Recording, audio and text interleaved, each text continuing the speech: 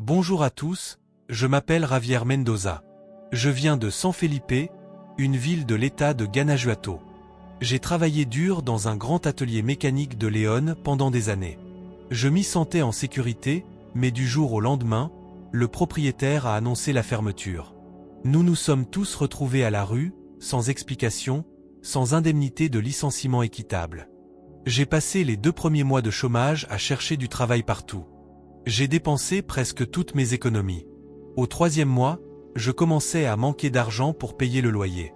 Un après-midi, alors que j'étais assis sur le trottoir devant chez moi, j'ai reçu un appel de mon cousin Ramiro.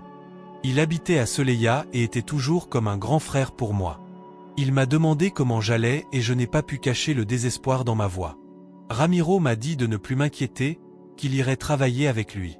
Il avait une entreprise de restauration de vieux camions Ford qu'il vendait ensuite à des collectionneurs aux États-Unis. Il m'a assuré que si je travaillais à ses côtés, je progresserais rapidement. Je l'ai remercié du fond du cœur pour son offre et lui ai promis que je serais là dans quelques jours.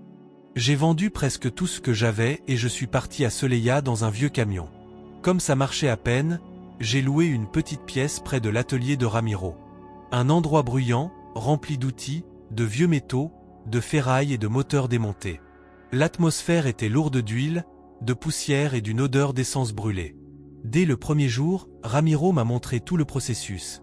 L'achat des camions rouillés, le démontage pièce par pièce, le ponçage, la reconstruction des moteurs et la peinture. L'équipe était composée de 5 ouvriers. L'une des responsables du bureau était une jeune femme nommée Mariana, âgée d'environ 26 ans. Elle avait les cheveux châtain clair, de longs cheveux raides et des yeux marrons. Mariana, petite et bien bâtie, était chargée des ventes et des achats de pièces détachées. Ramiro me l'a présentée et lui a demandé de m'expliquer le fonctionnement de l'entreprise, les prix des pièces détachées et la gestion des clients américains. Dès le premier instant, travailler à proximité de Mariana m'a mise en anxiété. Sa voix était douce mais assurée. J'étais attiré par elle d'une manière difficile à contrôler. Les semaines ont passé et je suis devenu indispensable à l'atelier.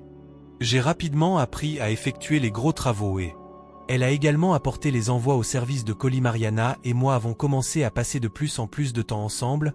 Nous avons partagé des petits déjeuners, des déjeuners rapides, nous avons échangé des blagues et quand personne ne regardait.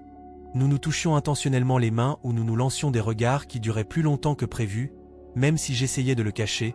Il était évident que j'étais tombé amoureux d'elle à chaque fois que je la voyais.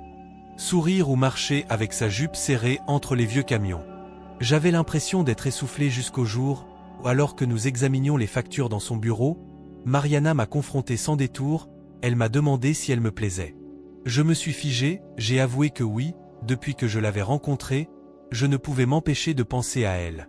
Elle a souri légèrement, s'est approchée et m'a embrassé. Ce fut un baiser bref, mais suffisant pour m'enflammer intérieurement. Elle m'a dit qu'elle ressentait aussi quelque chose de spécial pour moi, mais que nous devions rester discrets, car l'ambiance dans l'atelier était au commérage.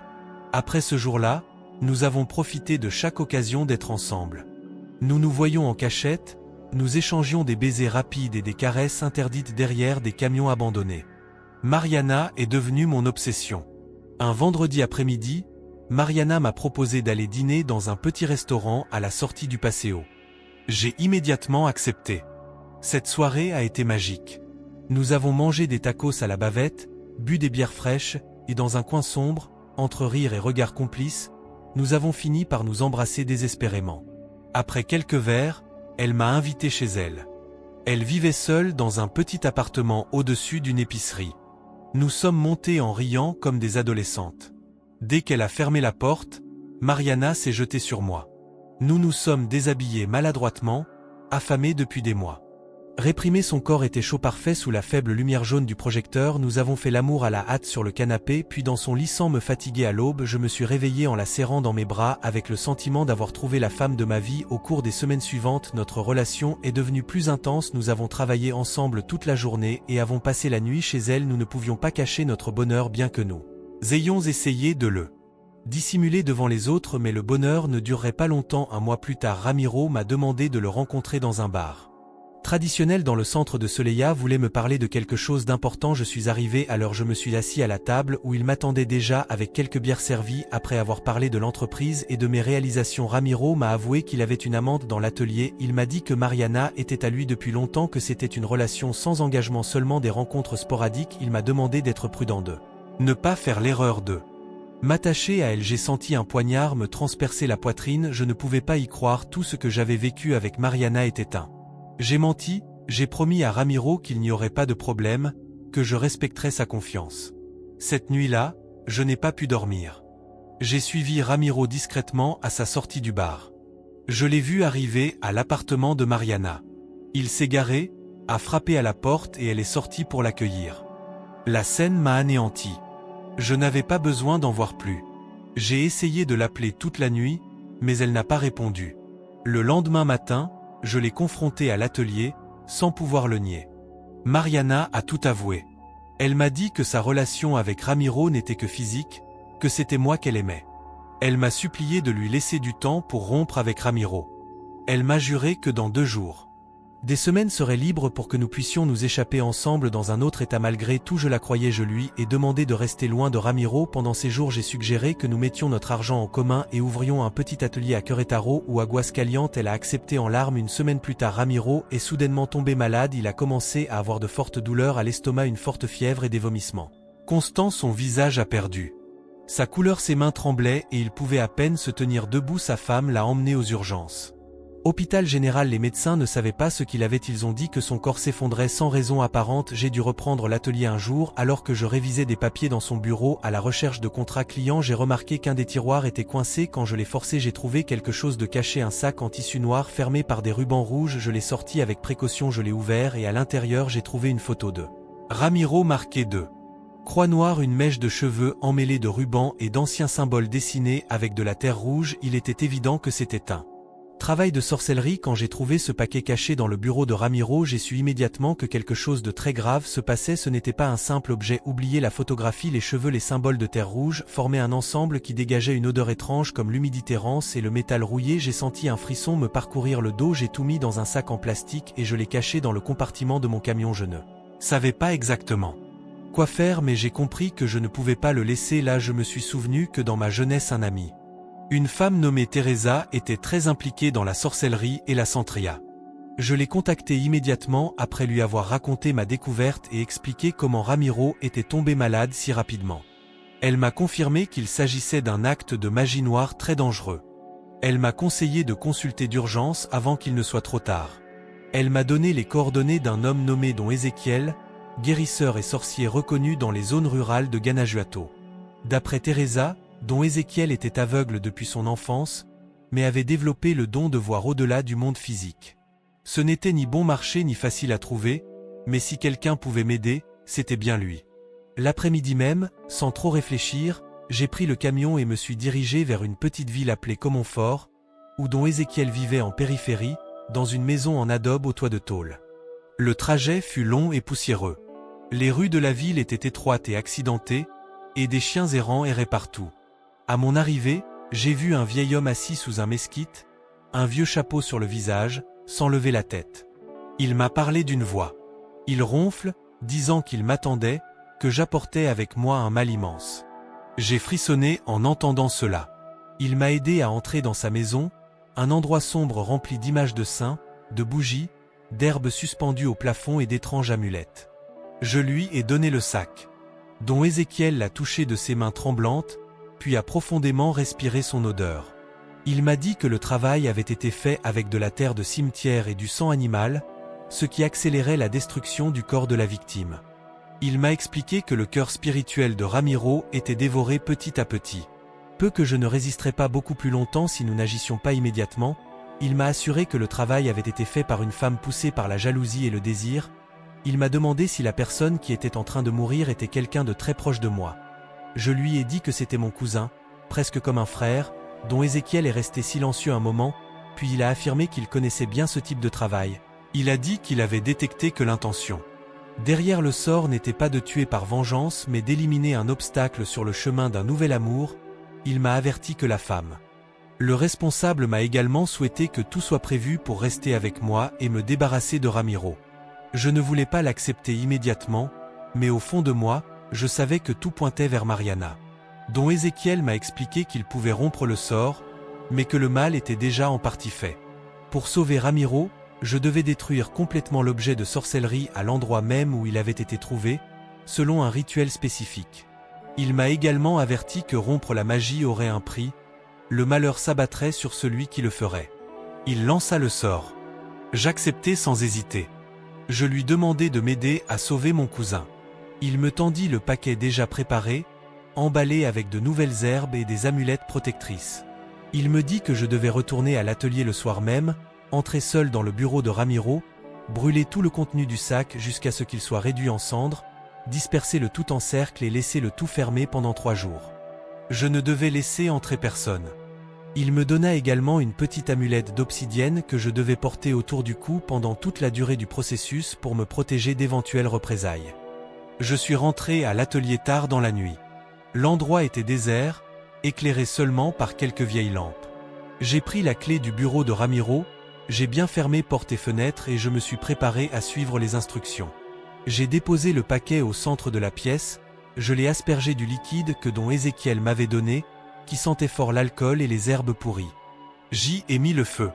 Les flammes ont été vertes un instant, puis ont pris une couleur rougeâtre intense. La pièce était envahie par une épaisse fumée.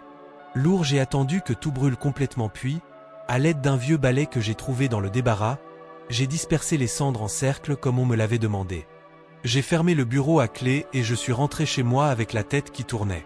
Pendant ces 3 jours, j'ai essayé de rester calme. J'ai évité de m'approcher du bureau, même si parfois je jurais. J'ai entendu des bruits étranges venant de l'intérieur, des chuchotements, des coups doux comme si quelque chose raclait les murs. Le 4e jour, tôt le matin, je suis retourné au bureau, j'ai ouvert soigneusement tout ce qui était. Calmez-vous, les cendres étaient encore dispersées sur le sol à l'aide d'une pelle et d'un balai. J'ai ramassé les restes et les ai emmenés directement dans une benne loin de l'atelier. À partir de ce jour, la guérison de Ramiro était presque miraculeuse. Il a commencé à reprendre des forces pour mieux manger, pour retrouver des couleurs sur son visage. Les médecins ne pouvaient pas expliquer comment son corps s'est régénéré si vite après avoir été si proche de la mort. Alors que Ramiro allait mieux. Mariana a commencé à changer au début. Elle a essayé d'agir comme d'habitude, mais elle semblait nerveuse et agitée. Elle me cherchait avec insistance, voulait me voir, m'envoyant constamment des messages. Un jour, alors que je déjeunais à un stand de carnita près de l'atelier, j'ai reçu un appel d'elle. Elle me suppliait de la voir, disant qu'elle avait un besoin urgent de me parler. Quelque chose dans sa voix m'a mis en alerte. Elle semblait faible et effrayée.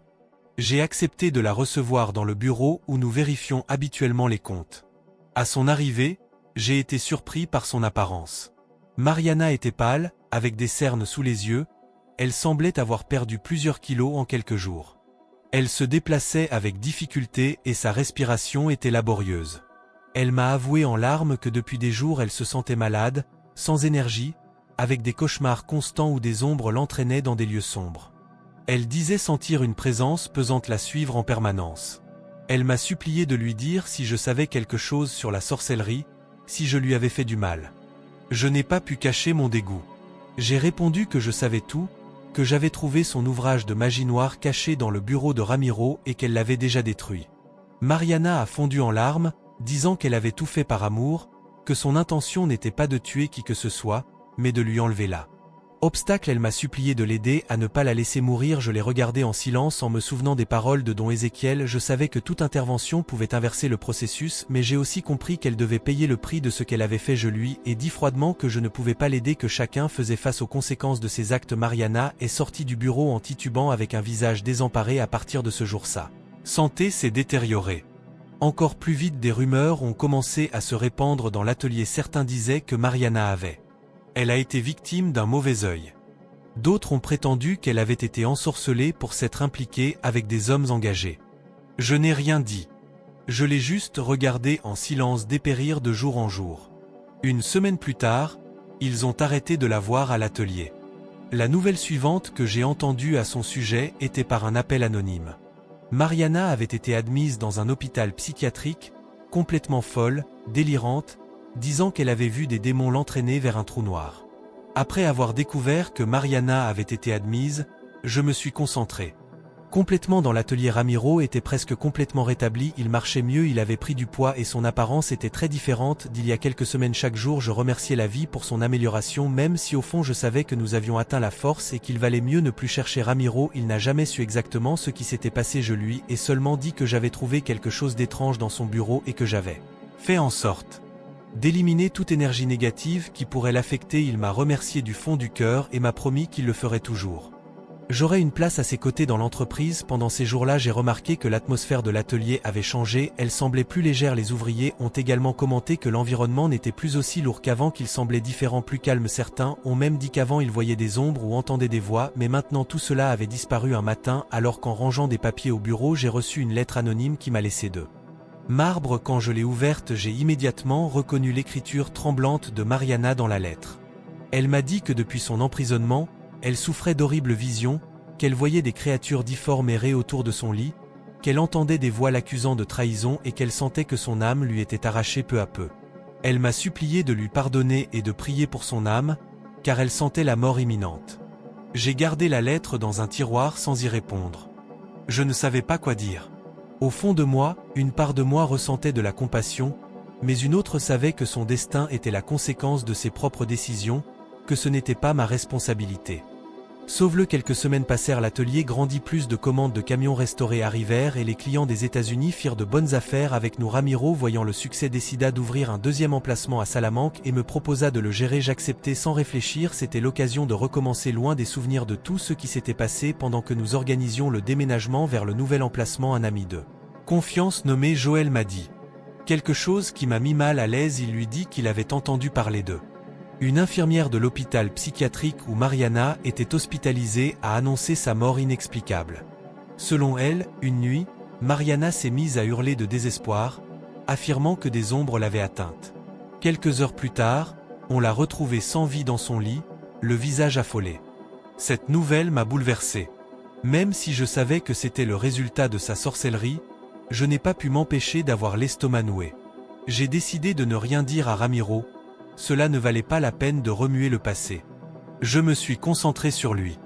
Nouvel atelier, nous avons embauché de nouveaux ouvriers, nous avons acquis plus d'outils et nous avons commencé à restaurer non seulement des camions mais aussi de vieilles Jeeps. Le travail acharné m'a tenu occupé et loin de souvenirs douloureux. Un jour, alors que j'inspectais beaucoup de véhicules abandonnés pour acheter des pièces, j'ai reçu un appel inconnu. C'était une voix de femme, mais je ne pouvais pas bien l'identifier. L'appel était déroutant, plein de parasites. J'ai réussi à entendre mon nom répété plusieurs fois, accompagné de supplications et de pleurs. Je n'ai pas pu m'empêcher de penser à Mariana. J'ai raccroché immédiatement et j'ai éteint le téléphone. Cette nuit-là, quand je suis rentré à la maison, j'ai remarqué quelque chose d'étrange. La porte principale était légèrement ouverte, bien que je me souvienne clairement de l'avoir fermée. Je suis entré prudemment, tout semblait être à sa place, mais l'atmosphère à l'intérieur était lourde, suffocante, ça sentait la terre mouillée et autre chose que je ne pouvais pas identifier. J'ai traversé chaque pièce. Quand je suis arrivé dans ma chambre, j'ai vu sur le lit une petite poupée de chiffon vieille et sale attachée avec des fils rouges et noirs. À côté de la poupée, il y avait une note écrite sur un morceau de papier.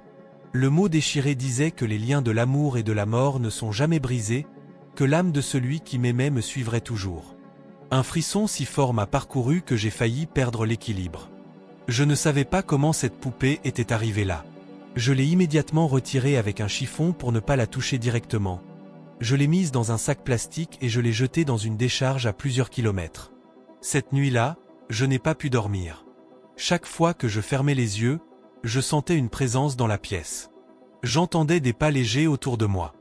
Des murmures à peine audibles et parfois je pensais voir une ombre debout dans le coin de la chambre. Les jours suivants furent tout aussi troublants. Bien que l'atelier prospérait dans ma maison, il n'y avait pas de paix. J'entendais des coups sur les murs, des portes qui s'ouvraient toutes seules, des lumières qui clignotaient sans raison. Les ouvriers commencèrent à remarquer que j'arrivais à l'atelier avec un visage fatigué, hagard, mais personne ne demandait rien. Après une semaine, j'ai décidé de chercher à nouveau Don Ézéchiel. Je suis allé à Comonfort et je l'ai trouvé assis au même endroit où j'avais. Je l'ai vu pour la première fois sous le même mesquite. Lorsque je me suis approché, sans rien dire, Don Ézéchiel m'a dit que l'âme perturbée d'une femme me suivait, que sa mort n'avait pas suffi à rompre le lien créé par la sorcellerie initiale. Il m'a expliqué que lorsqu'une personne meurt sous l'effet d'une magie noire, son âme reste prisonnière entre les mondes, et que si l'objet de son amour est toujours vivant, cet esprit errant cherchera à la retrouver à tout prix, quelles qu'en soient les conséquences. Il m'a dit qu'il était nécessaire d'accomplir un second rituel, plus puissant, pour couper le lien. Certainement pour cela je devrais retourner à l'endroit où Mariana a été enterrée et effectuer une purification spéciale avec de la terre de feu du Panthéon et de l'eau bénite de 3 églises différentes. Il m'a prévenu que le processus ne serait pas facile et qu'il y aurait une résistance de l'esprit si j'échouais. L'âme de Mariana pourrait prendre le dessus sur moi, m'emmenant à la folie ou même à la mort. J'ai accepté le défi, je ne pouvais pas vivre le reste de ma vie sous cette ombre d'ombre. Ézéchiel m'a donné un sac avec les éléments nécessaires et m'a donné des instructions précises. Il m'a également prévenu de ne pas. Je devais y aller seul, mais je ne voulais impliquer personne d'autre dans cette folie. J'ai décidé de le faire seul. Je me suis préparé pour la nuit suivante. J'ai ramassé de la terre au cimetière municipal, de l'eau bénite dans 3 églises différentes et j'ai emporté une torche improvisée avec des chiffons et de l'essence. Je suis arrivé au cimetière à minuit. L'endroit était froid et silencieux, seulement troublé par le hurlement lointain d'un chien errant. J'ai localisé la tombe de Mariana en suivant les indications obtenues. Ce n'était pas difficile à trouver, c'était une simple pierre tombale. 9 mais sans grande usure, j'ai placé la terre formant un cercle autour de la tombe, j'ai aspergé l'eau bénite aux 4 points cardinaux et allumé la torche tandis que le feu grandissait. J'ai commencé à réciter les mots que dont Ézéchiel m'avait appris. L'air est soudain devenu glacial, les flammes se déplaçaient d'une manière anormale comme si elles luttaient contre quelque chose d'invisible. J'ai senti une pression dans ma poitrine comme si une main énorme serrait mon cœur. Soudain j'ai entendu un cri déchirant, un son qui n'était pas de ce monde. Le sol a légèrement tremblé sous mes pieds et une ombre ont émergé de la pierre tombale en se tordant et en se jetant sur moi. J'ai attrapé la torche à 2 mains et je l'ai levée bien haut en fermant les yeux et en répétant les mots encore et encore. J'ai senti une rafale de vent chaud me renverser sur le dos. Quand j'ai ouvert les yeux, l'ombre avait disparu, le feu de la torche s'est éteint tout seul, l'atmosphère est redevenue silencieuse, mais cette fois, j'ai senti que le poids sur mon âme s'était allégé.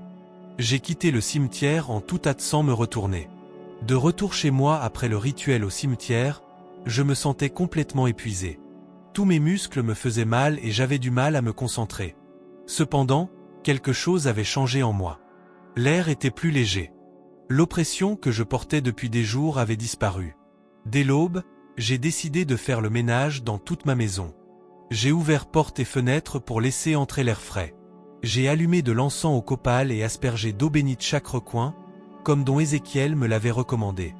Je ne voulais laisser aucune trace qui puisse servir d'ancrage aux énergies sombres. Pendant les jours suivants, j'ai remarqué que les phénomènes étranges dans la maison s'arrêtaient. Je n'entendais plus de murmures, ni de coups, ni ne voyais d'ombre. Je pouvais dormir paisiblement pour la première fois depuis des semaines. Dans l'atelier, les choses allaient aussi mieux que jamais. Les ventes ont augmenté, plus de clients sont arrivés des États-Unis et Ramiro, maintenant complètement rétabli, était plus enthousiaste que jamais. Environ un mois s'est écoulé dans un calme relatif. Cependant, un après-midi, alors que je supervisais la restauration d'une vieille Jeep, j'ai reçu des nouvelles inattendues. Joël, mon ami de confiance. Il m'a prévenu qu'un homme me demandait à l'atelier principal de Léon. Selon Joël, c'était un inconnu, un homme âgé qui prétendait détenir des informations importantes sur mon passé récent. Je ne savais pas quoi penser. J'ai demandé à Joël d'en savoir plus. Le soir même, il m'a appelé pour me dire que l'homme m'avait laissé un message. Il m'a dit que mon travail pour rompre le lien avait été efficace, mais qu'il n'était pas complètement terminé. Selon lui, il y avait un résidu spirituel qui, s'il n'était pas neutralisé, était présent. Pouvait être réactivé sous certaines conditions. Le message m'a laissé mal à l'aise. Je ne comprenais pas comment quelqu'un d'autre savait ce que j'avais fait et encore moins quelqu'un que je n'avais jamais vu. J'ai décidé de ne pas baisser ma garde. Pendant les semaines suivantes, j'ai commencé à ressentir de petits inconforts physiques, maux de tête, constante sensation de fatigue extrême malgré un bon sommeil. Aussi de petites coïncidences étranges ont commencé à se produire, objets qui disparaissaient puis apparaissaient dans des endroits impossibles, apparitions fugaces d'ombre dans le du coin de l'œil. La sensation d'être observé n'était plus aussi intense qu'avant, mais elle était réelle. Je commençais à soupçonner que quelque chose était resté inachevé. Je me souvenais des paroles de don Ézéchiel sur la magie noire qui laisse des cicatrices invisibles qui peuvent s'ouvrir avec le temps si elles ne sont pas refermées correctement. J'ai hésité pendant des jours sur la marche à suivre. Je ne voulais plus déranger don Ézéchiel. J'avais l'impression d'avoir déjà suffisamment abusé de sa bonne volonté. Cependant, la situation a commencé à empirer. Un matin, je me suis réveillé avec une oppression thoracique, comme si quelqu'un m'avait frappé. L'homme invisible me serrait fort, je ne pouvais ni bouger ni crier. Cela ne dura que quelques secondes, mais je tremblais de peur. Le matin même, je décidai de retourner à Comonfort. Je trouvai don Ézéchiel assis à la même place que d'habitude. Sans avoir besoin d'explication, il savait déjà ce qui se passait. Il me dit que l'âme de Mariana avait laissé une trace en moi, un fragment d'énergie qui pouvait agir comme une porte ouverte s'il n'était pas scellé définitivement. Il m'expliqua que pour éliminer complètement ce résidu, il devait accomplir un rituel de fermeture, bien plus délicat que le précédent, car il s'agissait d'affronter directement l'écho spirituel de Mariana. Il m'a averti que si le processus échouait, l'esprit pourrait rester prisonnier en moi à jamais. J'ai accepté sans hésiter. Je savais que je ne pouvais plus vivre sous cette menace. Don Ézéchiel m'a conseillé d'accomplir le rituel dans un lieu où le lien affectif avec Mariana aurait été fort. Un lieu où nos émotions auraient laissé une profonde empreinte. Après réflexion, j'ai su exactement où le faire. Le petit restaurant à la périphérie d'Apaseo où nous avions eu notre premier rendez-vous. Je me suis préparé en suivant ses instructions. J'ai acheté des bougies noires, de l'encens au copal, de la terre bénite, une petite croix en bois et un miroir ancien, tous les éléments essentiels au rituel. Je suis arrivé au restaurant à la tombée de la nuit. L'endroit était fermé et abandonné depuis des mois. J'ai forcé la grille d'entrée et j'ai réussi à entrer. L'intérieur était couvert de poussière, les tables et les chaises étaient empilées contre les murs, une odeur d'humidité imprégnait tout. J'ai allumé les bougies, formant un cercle au centre de la salle. J'ai placé le miroir devant moi, l'encens au centre, et j'ai marqué le sol avec la terre bénite, suivant les instructions qui m'avaient été données. J'ai commencé à réciter les derniers mots. La température de l'endroit a soudainement chuté. L'encens a commencé à brûler de manière irrégulière et les flammes des bougies ont vacillé comme si un courant invisible les agitait. Dans le miroir, peu à peu, une silhouette s'est formée. Ce n'était pas un reflet, c'était une ombre floue qui prenait forme. J'ai reconnu les traits de Mariana. Son visage défiguré par la douleur, ses yeux emplis de reproches et de désespoir. Je sentais quelque chose qui tentait de m'arracher l'âme, comme si une force invisible voulait m'entraîner vers le miroir. Je luttais contre ce sentiment, répétant sans cesse les mots de protection, tenant fermement la croix de bois dans mes mains. La silhouette dans le miroir hurlait sans bruit, comme si sa bouche ouvrait un vide, un trou noir qui menaçait de m'engloutir. Le sol tremblait légèrement sous mes pieds. Les bougies éclatèrent une à une, plongeant l'endroit dans une pénombre rougeâtre. Dans un ultime effort, je jetai la croix directement sur le miroir. Le verre s'est brisé en 1000 morceaux libérant une rafale de vent glacial qui m'a projeté au sol. Je suis resté là pendant plusieurs minutes incapable de bouger, essayant de reprendre mon souffle quand j'ai finalement réussi à me lever. L'atmosphère était calme, l'odeur d'humidité avait disparu, il n'y avait aucune trace de la silhouette dans le miroir ou d'une présence étrange. Je suis sorti du restaurant en titubant, j'ai refermé la porte même si je savais que cet endroit serait marqué à jamais. Cette nuit-là, quand je suis rentré chez moi, je suis tombé épuisé au lit. J'ai dormi comme je n'avais pas dormi depuis des mois, sans cauchemar, sans interruption, sans ressentir la moindre présence. Les jours suivants ont confirmé que la fermeture avait été un succès. Plus d'ombre, plus de murmures, plus d'oppression dans ma poitrine. Ramiro, inconscient de tout, continuait à se concentrer sur le développement de l'entreprise. Pour ma part, je me consacrais à travailler et à m'occuper, savourant chaque jour de paix. Après la dernière confrontation spirituelle dans le restaurant abandonné, ma vie a commencé à se stabiliser. Les jours devinrent plus clairs, le travail dans le nouvel atelier prospéra et les nuits furent calmes, sans présence, sans murmure, sans ombre. Je me consacrai pleinement au développement de l'entreprise avec Ramiro.